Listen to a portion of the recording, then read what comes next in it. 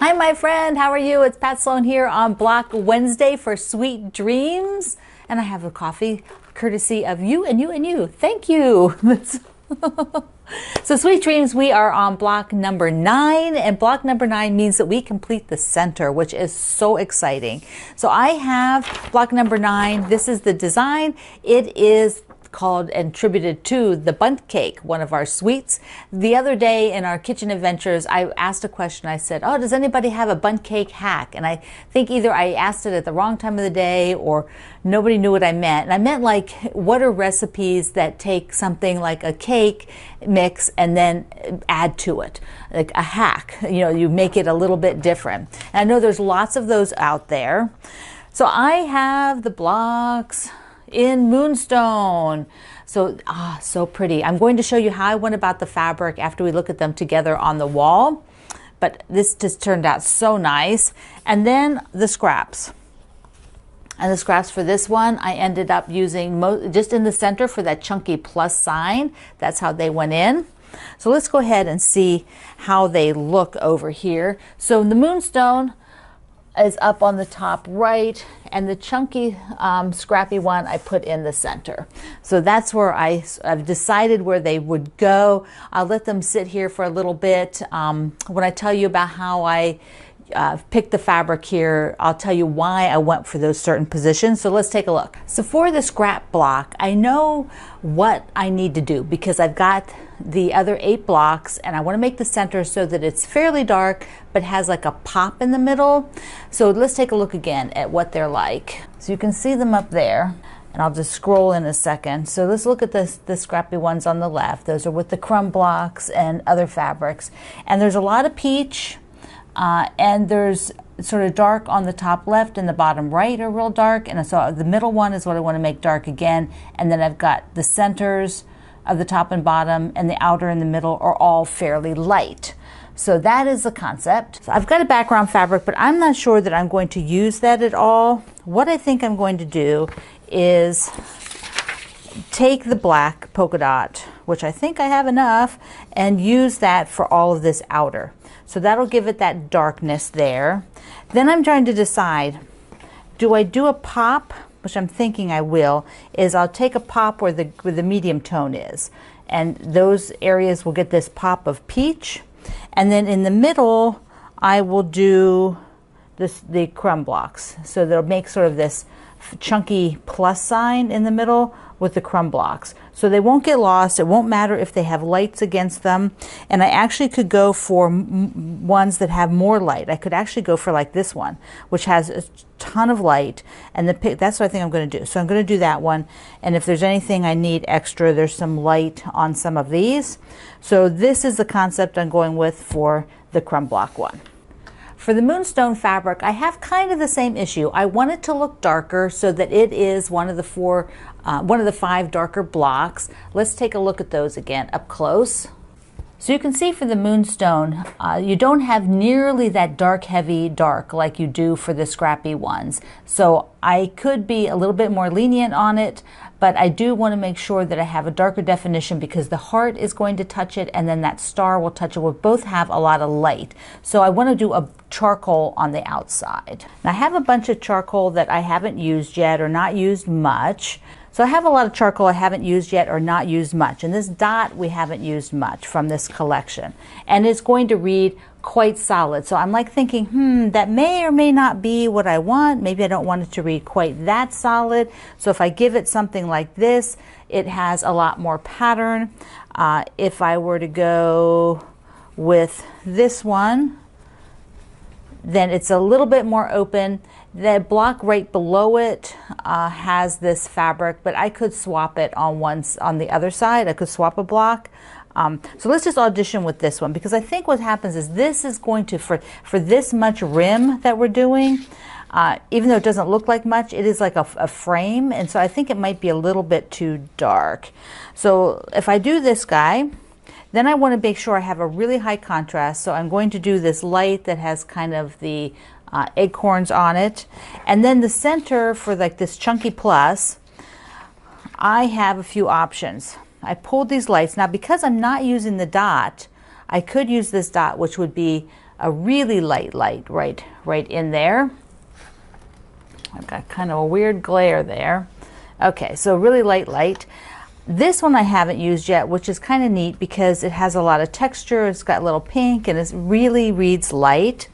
If I went with this floral, whoops, not that guy. If I went with this floral, I could fussy cut the flower in the middle. One of the things though with that is I think then it would maybe mush, that the rest of this pattern might mush too much. I'm thinking it doesn't need that big a scale of pattern. Now the dots read just like the black. They read super light. I'm thinking this one needs to be in smaller pieces through the quilt because it kind of reads like this big background. Now here's another one that would look really good. So I think I'm between these two. The fern is another one. All three of these would be great because they have enough pattern. This one has more pattern, and I've not used that in the middle yet at all because I really haven't used any of these in the middle. So that's got a little pink in it, which is kind of nice. So let's go with that. We'll do the block in this.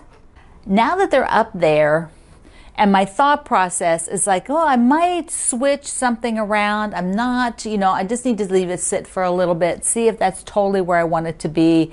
And I think it will. And I also had talked about maybe redoing this one because it was the first one I did and I'm just not doing it. I'm using it. That's good. The design for this quilt, for Sweet Dreams, is I wanted the center to be everything side by side. I didn't want to have any sashing, breaking them up, and that's just the concept I wanted to go with.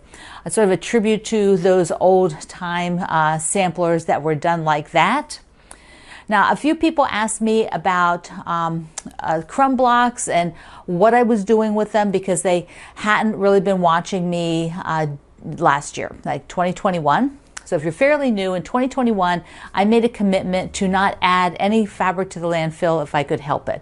So I was being super frugal and sewing up all the little parts that I could and making them into blocks. And then so that's what I was cutting from that you just saw. And those blocks, I did about 80 of them. It's a lot. It was eye-opening to see how much fabric we just discard and don't use and goes into the landfills. And so that sort of like made me go, oh, and I just really enjoyed the process of putting those together. And here in 2022 now, I'm using those blocks in projects. That's my goal. I still have 2 bins of strips. What am I doing with the scraps I'm creating right now? Let me show you. Let me show you because I've collected them because I know there is some good soul out there somewhere. Eventually, when this bag is pretty full, I will give it to somebody. And it is a lot of little pieces. We're not talking anything big because I'm trying to be super, super frugal as I'm working. So that's why I'm using scraps and these crumb blocks through the year is an experiment. It's a challenge. It's being good for Mother Earth, that I'm not throwing those things out. I'm using them, and it's amazing. I can make charity quilts with them. So that's the answer for that one, for those of you who asked about what was behind that.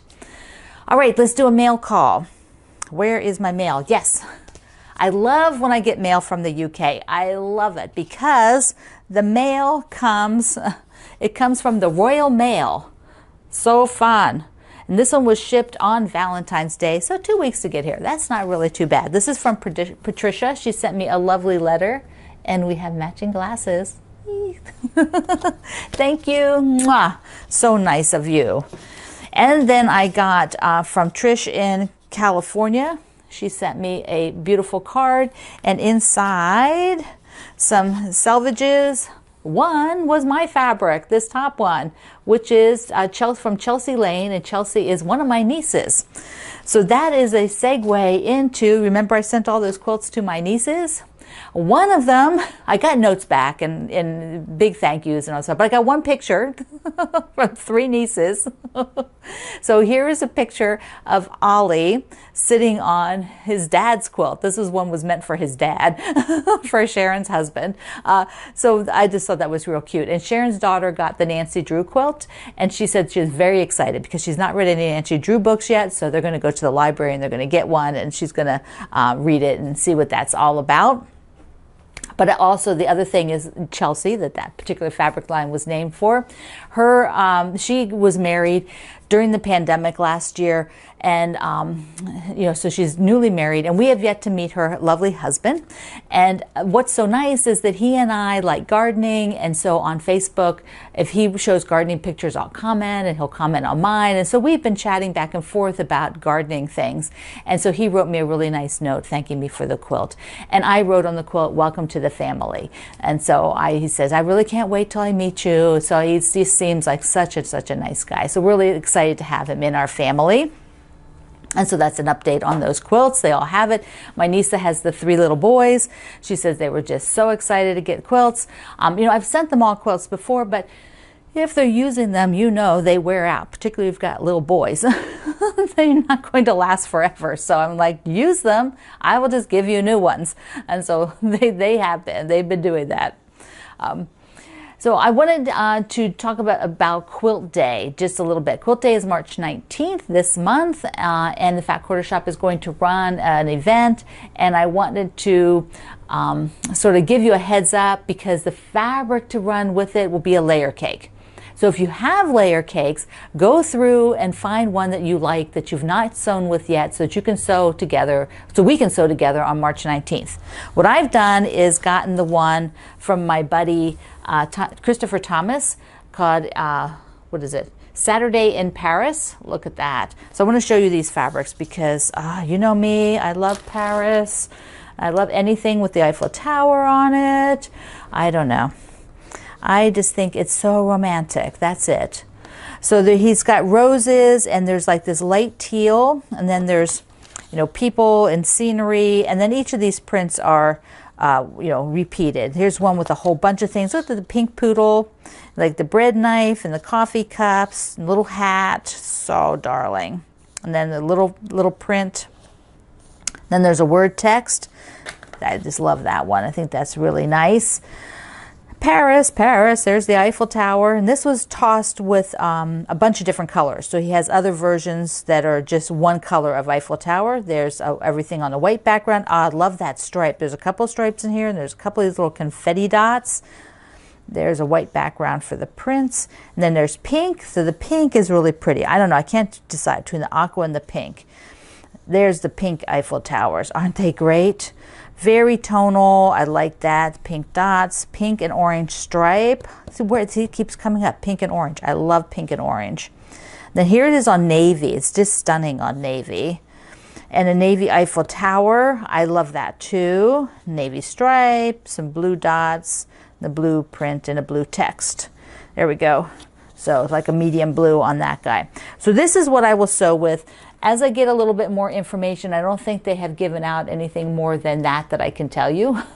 So you have to wait. You have to wait a little bit. These things, that's just the way things are sometimes. Can't get all the info right away, but I give you that it's a layer cake so that you can go hunting around for one. And if you happen to know that they put more information out, tell me, so then I know I can go tell you more. I don't always see when it happens. All right, yesterday I announced a fundraiser for the quilters who want to help Ukraine. And it's just been an overwhelming, I have to say, thank you so much. All of you quilters are just amazing people. I've had beautiful notes.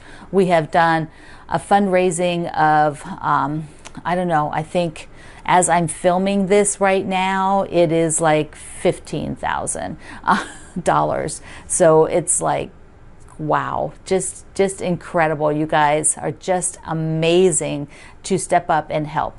There's a video which I will link below, and if I can, I'll just put a little thing here so you can pop the link from here, and I tell you about it also at my website and on the video, because I was inspired by the post by the president of the Ukrainian Quilters Guild, Maria Nagel, who also has shops in Poland and the Ukraine. And right now it is very hard to get communication across and get them to answer anything, because they're in a war zone, and they're evacuating cities, and it is just a nightmare for them. And so any little information that I get, I find is precious as knowledge as to how they are and where they are and the things that they're doing. A few people have asked me, will there be a way to send quilts to them? And right now, they're in a war zone. They're in evacuation mode. There is chaos. I mean, I don't even know how to get really good information about where things are. But I have a few contacts I'm trying to build so that eventually down the road, weeks down the road, hopefully they will get in a stable position no matter what is going on in the Ukraine. Maybe some of the contacts I have will be able to give me a little bit more information, because at least for refugees, they will be outside of the Ukraine. And then maybe we can send support things there. But right now with UNICEF, the money can go to help with the supporting the children that they're trying to pull out of the country. So the block that I did is in the Ukraine colors of their flag, the blue and the gold. So I hope that you will make this. There's a donation button at my website and here at YouTube again, so that you can participate. I'm going to put the border on it. There's two layouts, one with just a border on this that I'm going to quilt up and put on my front door, and then there's the lap quilt. I'm going to go ahead and do that and then use it for something down the road. I don't know whether I'll use it for an additional fundraiser or what, but I will, here over the next few weeks, I will make that quilt up, and it'll be the same blue as this and then different yellows to get that together. Okay, my friend, you are making a bundt cake pattern, a bundt cake block. I can't wait to see yours. I love you. Thank you for being here in the Sloan Zone. Mwah. See you online.